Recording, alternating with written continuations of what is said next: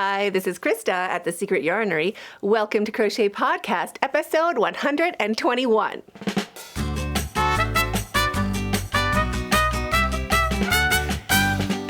Today I'm going to share with you my finished object, works in progress, and the stack in the back, plus a brand new Bloomscape Cal update.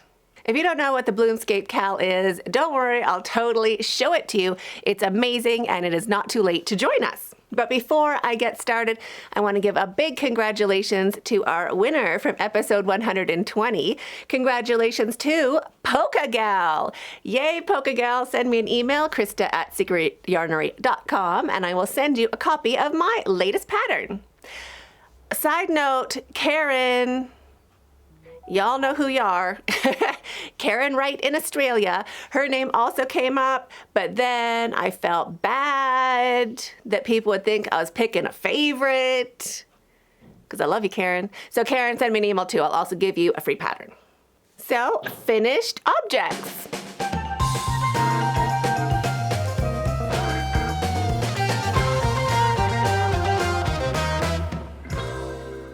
Yes, it is time for finished objects. I don't know if there should be an S on it. Okay, maybe there should not be an S on it. Well, kind of. Okay, there's ends. There is no ends on this. This officially, finished object. So this beauty, if you have subscribed to the channel, I suggest you do that now. I put out a poll asking all of you lovely subscribers which color you wanted to do for the tutorial. And this, I believe, was about 40%. It was really close. It was like 33 for so long. But eventually the blue picked up ahead a little bit. The pink one was last. I think the purple was 35. Anyway, it was very small margin, so your opinion matters. So subscribe so you don't miss out on any of those fun polls. So you picked this gorgeous turquoise color for the Bloomscape Cal Square of the Month. I don't know what to call it.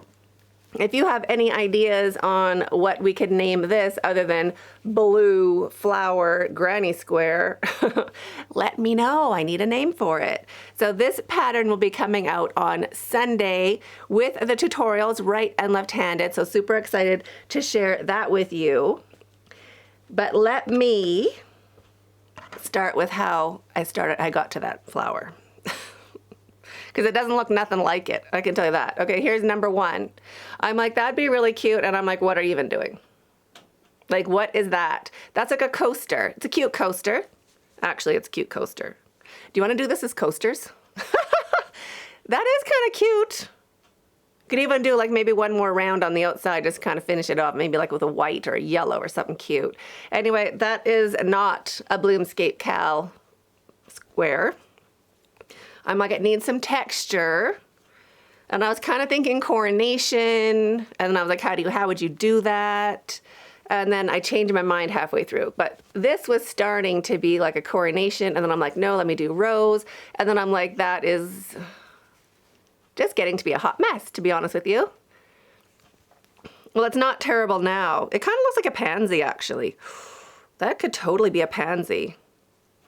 Like if we crunched it in the middle, this guy in yellow, and then this outer one in purple, that could be a pretty good pansy. Like changing the amount of petals, reducing it a lot. That's a good idea. Remind me that I almost have a pansy. So that I'm like, no. Let me do, I forget which one I did next. I think it was this one. And I'm like, that's how I want to do it. Like just make sense of it. It is front loop, back loop. So it's not the most simple pattern, but you can totally do it. I show you exactly what your front loop looks like and exactly what your back loop looks like, but it is not like a brand new to crochet beginner square. It is a little more, it's not like difficult, it's more finicky. It's like you have to be a little more particular of where you're making your stitches, but I also show you how you can cheat if you made a mistake, so don't worry about it. You can still totally do it. So this gorgeous tutorial is coming out, and it also works into this gorgeous block. Are you too bright again? I feel like when I show my crochet to you, it's just too bright. There we go. Look at that gorgeousness. So this is the Bloomscape block, how it goes into a blanket. And now, are you ready for it? So now it's time for the Bloomscape Cal update.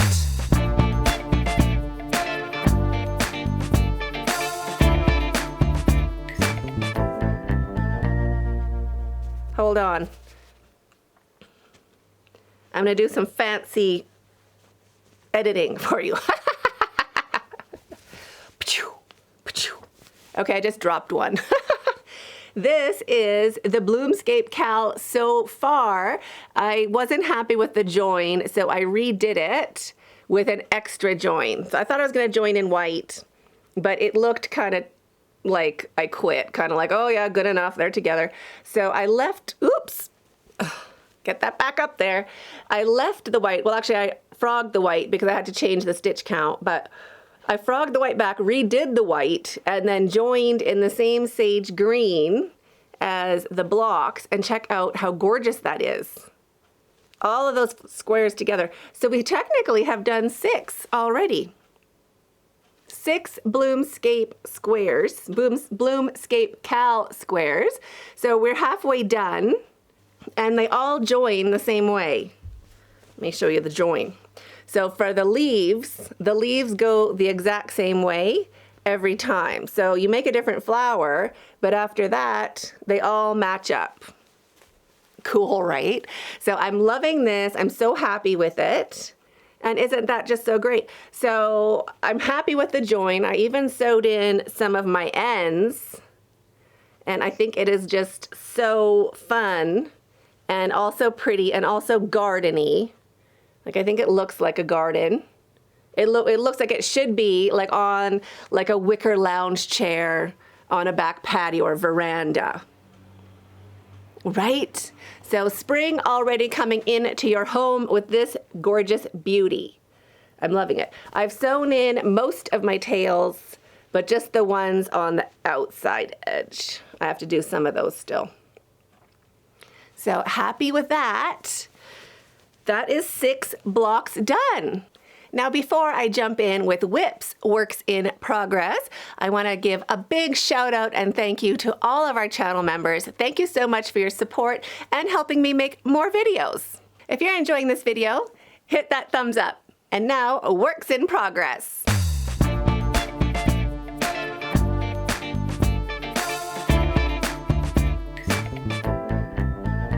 This is another thing you would have seen if you are a subscriber of the channel.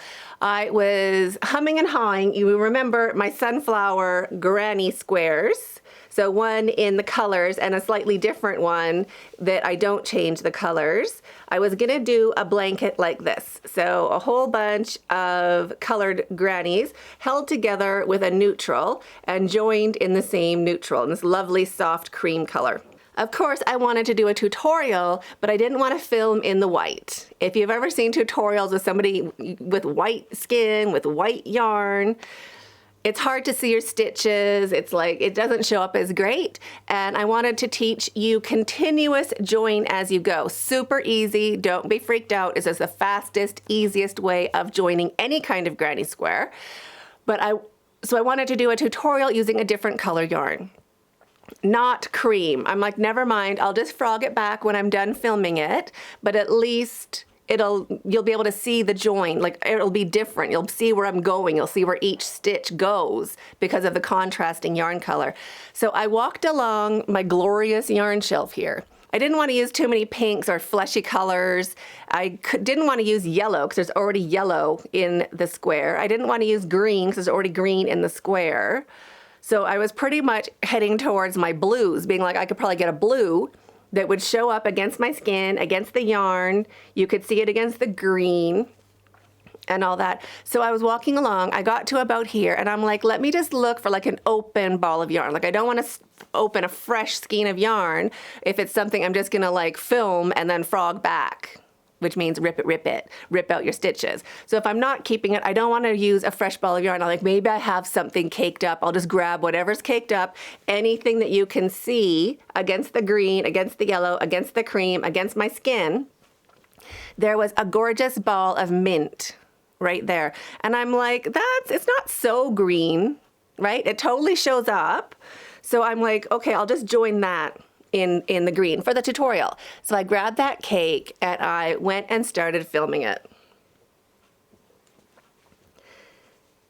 I just did a little one, so 3 squares by 3 squares, just so you can know how to do your first row, know how to do your second row, get good at it for your third row, and then finish it off. So this is the tutorial. This is continuous join as you go. You can join any granny squares. It doesn't have to be sunflower. It is how to join granny squares continuously. So you start, where did I start? There. You start with one tail, and you go around, and you end with another tail. So you have 2 tails for joining all of your granny squares. Now, you're probably saying you have more tails than that. I do. I saved the last tail from each of my granny squares. Well, not the middle one. I grabbed that one by mistake. This center one was like one of my trial squares. Like all the chains in between all these flowers, I was trying different things. This is a total fail flower in the middle of my pillow, but I'm like, no one will know. Anyway, that's why those ends aren't sewn in. That's how I know it's the trial one. But the rest of them are all the tails are sewn in except for the last one. I like to wait to get all of these stitches in that corner space. And then I can just work this tail back and forth underneath all those stitches with a nice sharp tip needle. And they're a lot easier to sew in than going through a chain and trying not to make anything too tight. So I do leave the last tail, but for all of that joining, only 2 tails. And that is for as big as your blanket's gonna be. 10 squares across, 14 rows tall, it doesn't matter. You just join your yarn if you run out of yarn in the middle of your blanket, but you keep going. So super easy to do, and after I filmed it, I was like, I kind of like it. Like it kind of makes, it reminds me of like if I had a Westphalia, like a camper van, this would be like my total camper van theme. Right? I would be driving this around. I'd have seat covers. There'd be cushions everywhere. Like, I love it. It's so Westphalia. So all of a sudden, I'm like, if I have this blanket in my yarnery, I could even make a bigger blanket because I just love all those colors together. And actually, you know, my mud or milk, these colors all have a bit of mud in them. So I'm like, they're actually all like lined up. Like it just works. So I put a poll out on the channel for the subscribers to vote if I should join my big blanket the same way in the same mint green, or if I should stay to my original plan, which was the traditional, like let the sunflowers be sunflowers and just have it like, you know, a very delicate or much more muted, delicate looking blanket. I walked past it a few days. There was a resounding yes to the keeping the mint green as the join. I think it was 80% said yes to the green, and the 20% said no, keep the white, or pick a different shade, pick a different color to join. So loving it, actually. It fits the same as my big pillow back there, this guy there. I just kind of lean it on top of my pillow and pretend it's a pillow. I've also started down here. This is what I'm working on. I've joined up my blanket almost. I'm just working on the edging, and I'm not sure about it. I'm not sure if I should put a row of white to like just like a thin row even, like maybe even single crochet around this edge just to crisp it up, or just stay with the cream color. I don't know what I'm doing. So I've finished this one enough. I've gone around all the way around twice. Oh, I also show you in the tutorial. Let me pop you back up. I also show you in the tutorial how to go around the edge so that this join works out to be the right stitch count. You don't end up putting on a waffly, wavy border on your joined granny squares. It'll be perfectly flat.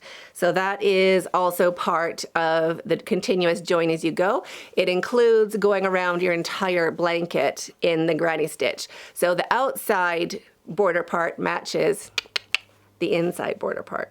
Anyway, more about that next week. I'm not even supposed to really be telling you about it, but that's what I'm working on. I'm working on the border And the border, well, I like it. Let me turn you down a bit. So now I'm just deciding what I'm going to be doing going around the edge of my blanket, or even if I want to, maybe I'm just going to keep it like that.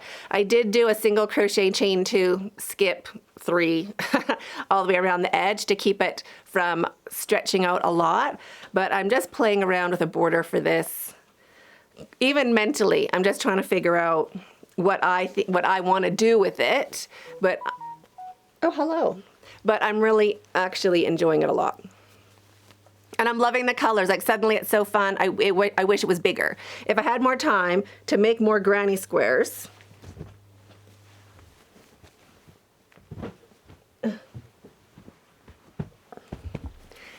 that would be a bigger blanket for sure. Now, temperature blanket update.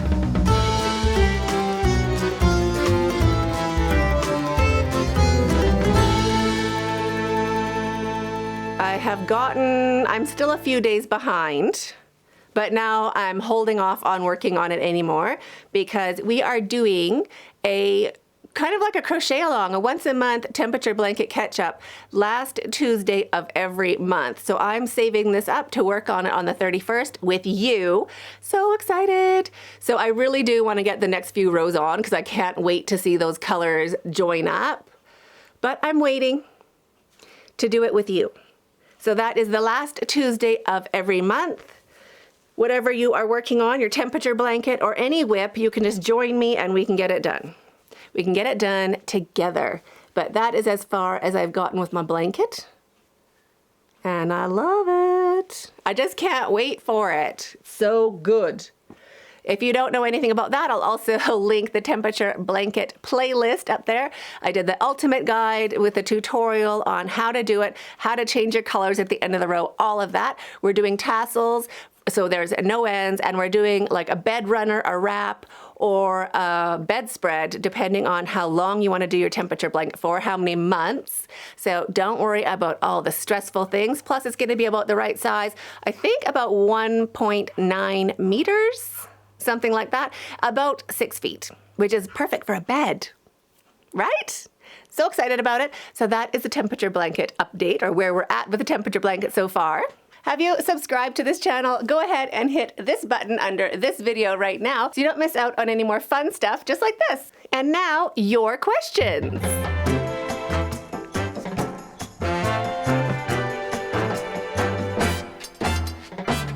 This is actually one of my favorite parts. I love hearing your questions. There's so many things I wanted to share with you, or I do want to share with you, but you're like, oh, that's going to be boring, or nobody wants to know that. So if you have a question for me, I love hearing all about it. So these are questions from last week's podcast. Rita asks, love the colors of your temperature blanket. Do you have them listed? I would love to use your palette. Now that is a very good idea. Very good idea. I have not listed it because I'm using a mix of different yarns, which I don't suggest you do. I suggest you find one brand of yarn that you have easy access to, and then using the colors from that variety that you have. But I will be putting together a list of all of my colors together so that you can go and see if they're available on Ice Yarns. It's a mix of Softly Baby and Favorite. Softly Baby kind of untangles a little bit. So for the tassels, they're going to be a little more natural looking, whereas Favorite just makes fantastic tassels, which is why I'm not like jumping up and down saying everybody has to use my colors, but they're gorgeous colors. And Softly Baby is a gorgeous yarn to work with. Is it the best for tassels? No, but just know that in advance. And that's the yarn I'm using. But if you want to use the same yarn as me, you're welcome. But be forewarned, Softly Baby doesn't do the best tassels, but it comes in amazing colors and works great with Favorite. So Polka Gal asks, when will you, or are you planning to, bring us shopping with you again? So much fun driving around Nairobi and with you and the fam. Thank you. I don't have plans to do that, but I'm glad that you want me to, because then I feel like I'm not boring you with like driving around Nairobi. But that would be super fun to do. I'm all about it. So maybe we'll get it done on the weekend. If you do want to see out and abouts in Nairobi, you can go check out TSY After Party, the Secret Yarnery After Party. That is my other channel where I do more out and abouts in Nairobi and show you some cool things around. I haven't done too much on that channel lately since I've moved, but if you're interested in that and seeing more stuff, also check that out and let me know in the comments over on that channel what you'd like to see, and I would love to share it with you. Jessica asks, good morning from Kansas. I do have a question. Have you ever crocheted with sock yarn? And if so, what did you make? Much love. Sock yarn? No, I don't think I have. Have I? Trying to think what I might have done. I did have some thin yarn I made a poncho with, but it was before I knew how to sew in my ends and before I had sharp tip needles. So my ends started kind of wiggling out. I just kind of put them in straight and then cut them off like they're magically going to stay. And of course they didn't. So I didn't throw it out. I quickly donated it to someone on the road. That's Kenyan style for tossing it out. No, I very quickly donated it. I'm sure it's being loved and everything, but no, that was thin yarn. I don't think it was actually sock yarn. I do have some like 0 weight yarn and stuff from my knitting days, but I haven't used it. So I guess my answer is no. If I had to like actually swear on a Bible, I would say no, I probably haven't used it. I bought it. I'm really good at buying it. Yeah, I haven't used it. Rachel asks, wow, I can't wait to see the tutorial for the sunflower blanket. Me too. You're going to love it, and you're going to be continuously joining as you go. Any plans for a blanket that's center out crochet? That's a great idea. I did start one, like a little sample. It's kind of like the Bloomscape square. Where can I show you that one? It's kind of like this, where you work around, but your granny stitches kind of line up. So it's 2 different rows you do, and you turn your work so it stays nice. But what I want to do is work it out so it's continuous, like the Picasso granny in a spiral baby blanket. That's a tutorial. That is square blanket worked in the square in a spiral, so you don't have to step up or join yarn. I kind of want to morph that idea into this kind of stitch in a square also, or a rectangle. A rectangle would be so cool. So that's in my head, haven't started it. There is also Floors and Windows baby blanket. That is already a tutorial written pattern. There is also Cakes and Candles baby blanket. That's another one that works in a square. And both of those blankets, well, all of those blankets actually, you can make any size, you just keep going. So I stopped at baby blanket because I just needed to do a tutorial and take some pictures. But you, of course, could make yours any size you like. So those are the 3 working in a square or working in a round, working out granny square blankets that I already have. But I'm also thinking of making that other one hopefully soon. So my last question is from Sharon. She asked, could you please make a short video on what you have in your WIP tins and how you organize them? It's so genius. That is a great idea. And that brings me to tip of the week.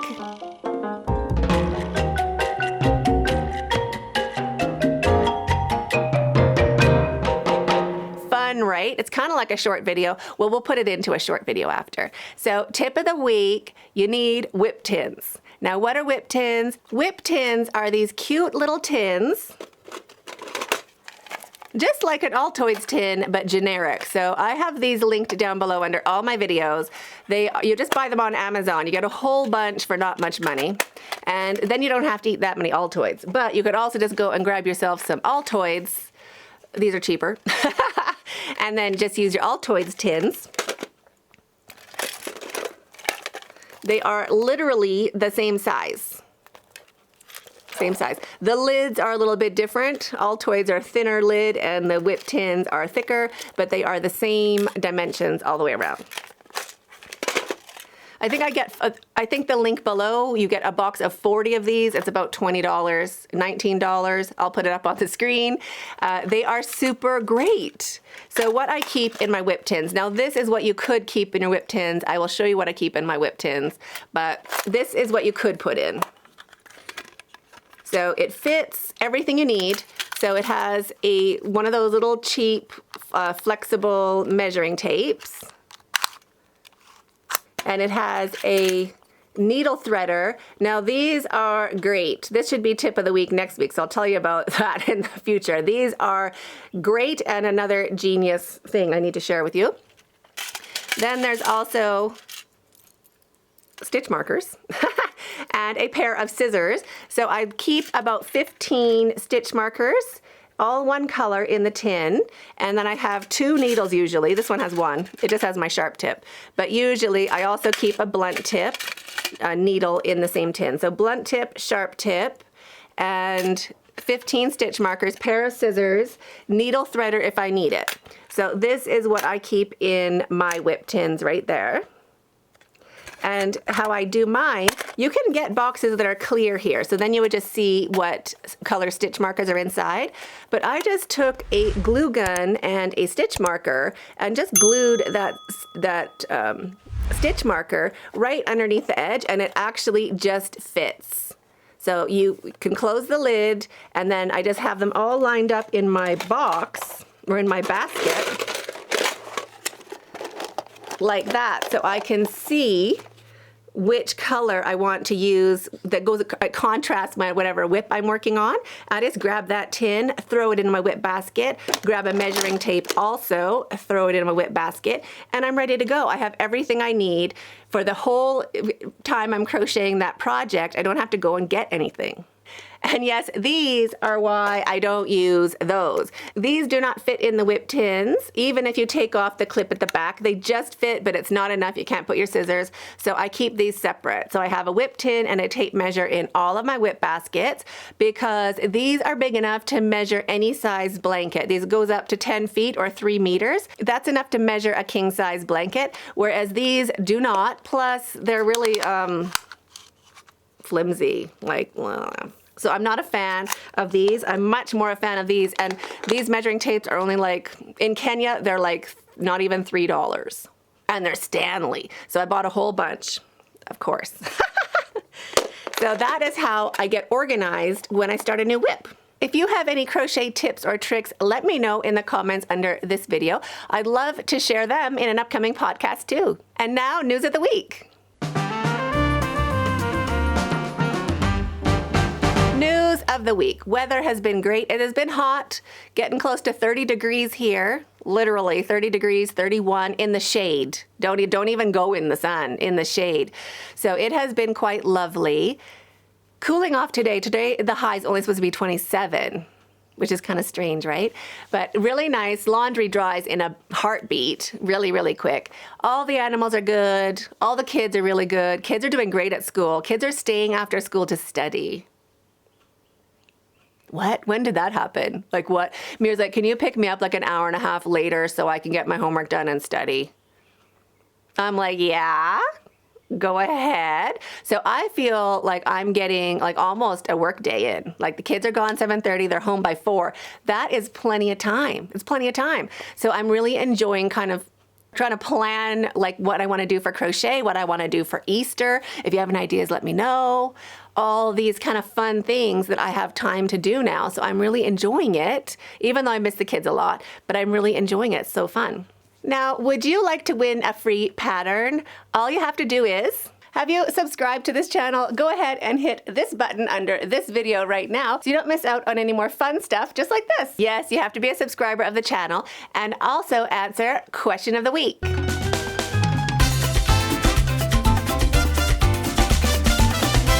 Question of the week is, what is your top crochet tip, trick, or hack? What is your favorite or your best crochet tip, trick, or hack? Let us know in the comments under this video. And then next week, I'll be picking a subscriber who answered the question and you will win a free pattern. And now it's finally time for Stack in the Back.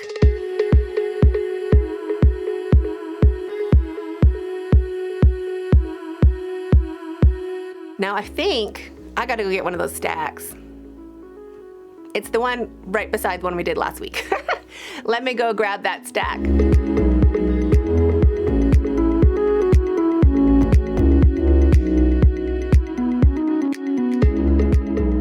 Look at that stack. So great.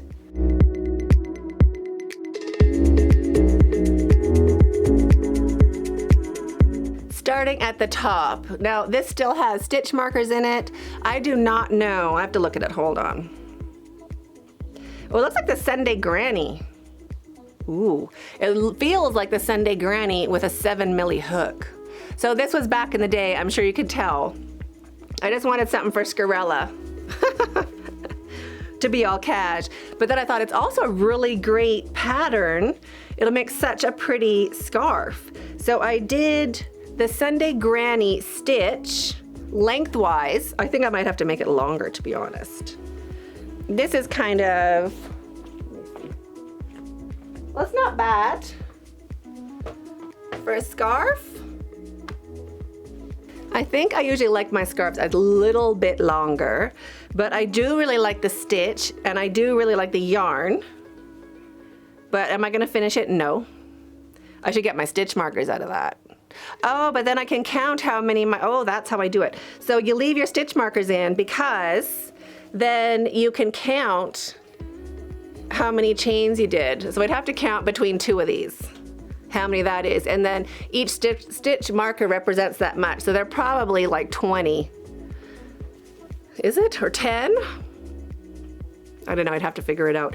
But that's why I guess I leave my stitch markers in, so then the next time you go to do it, or you write the pattern or something, you know how many you did, you know how many chains you started with. So that was my little Ukrainian scarf. This beauty, this is the same as the Ancona scarf I showed you last week. This is the same stitch, but you can see the stitches a little bit better in this big fuzzy yarn. But isn't that like just the best stitch for all of these big chunky yarns? You don't have to go into a stitch, you go into a space. Love it. This is a nice long scarf. See, this is, I think, how I like my scarf.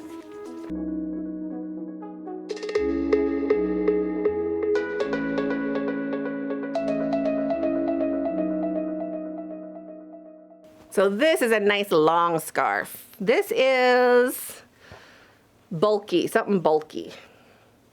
I don't remember the name of it, but it's a really nice yarn. I used the whole pack, so 400 grams, to make this gorgeous scarf.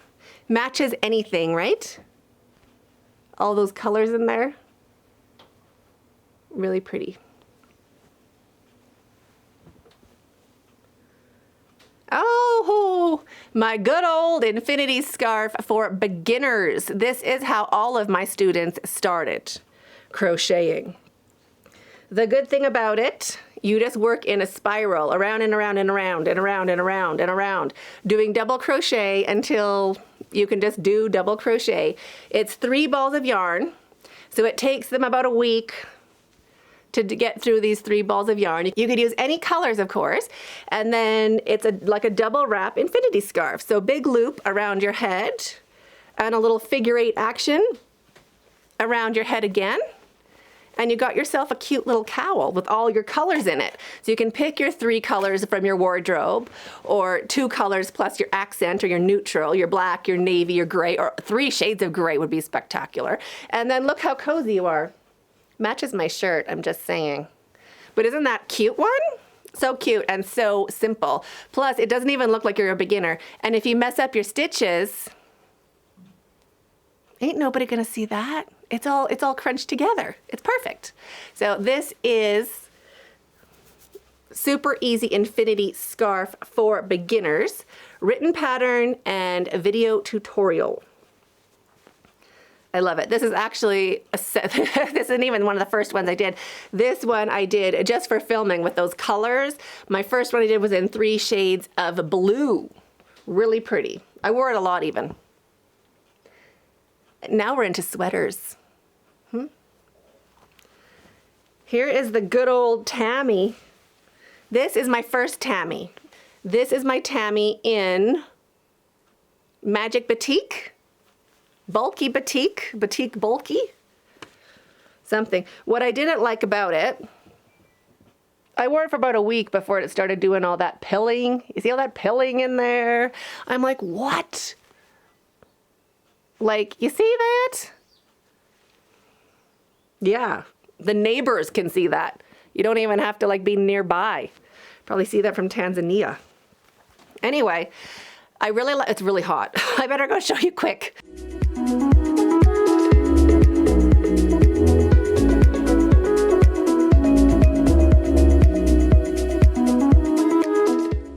So this is my super functional sweater, the first one I did.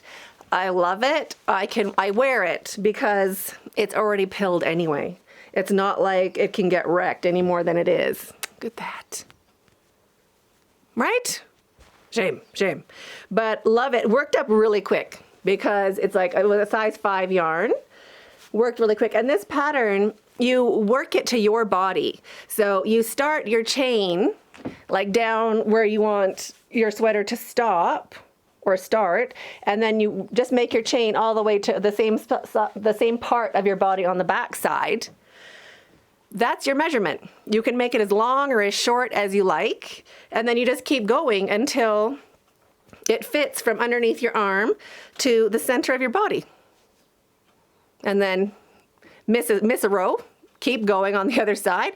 Boom, done. Join it together, put sleeves. It's so quick and easy. So that is the Tammy sweater in Magic Bulky? No, Batik. We want Magic Bulky, don't we? That is in Batik Bulky. I'm gonna stick with that. I'm sure it's out of stock. This is the Party Cardi. So we have a whole series of sweaters here today.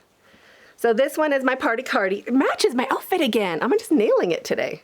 It's amazing. Look at this. So this is a cute little hoodie. It's a granny square hexy design. Boom. With a little hood. Now you can use the hood. Now I have a hair tie in there, so don't be thinking, see, it has to go over that thing. But it has a little hood collar, so you can kind of just like lay flat and be real cute.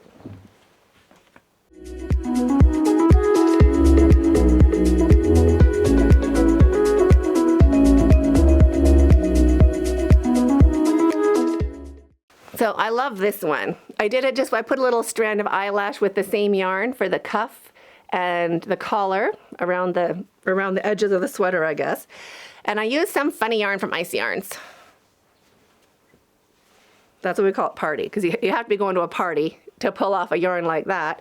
But I do really like it. The pattern is great. It's like everything you need with a hexy sweater figured out. So it's super easy to do, but I am upgrading this pattern currently. It's in one of my whip baskets to make like a modern one without the hood, without the trim, like a little more sensible version to wear when you're not going to a party.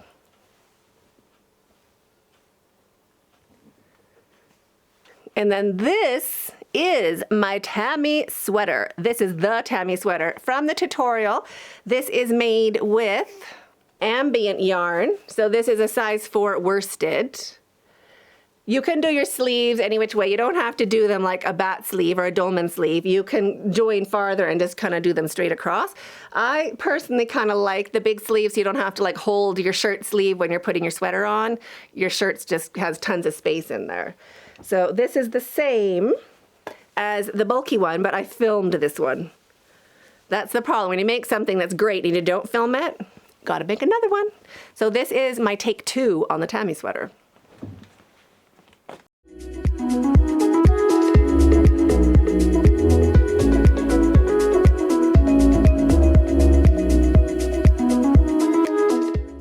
And the ribbing on the edge, isn't that like just great? It's so cool. Also a warm one.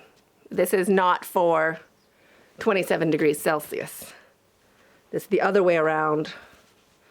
This for the cold weather, but really nice. Look at those cute little sleeves. I made mine super dolman. So that is my other Tammy sweater. So what was your favorite today from Stack in the Back? Let me know in the comments under this video while I go put this away. Oh. That was a good stack, right?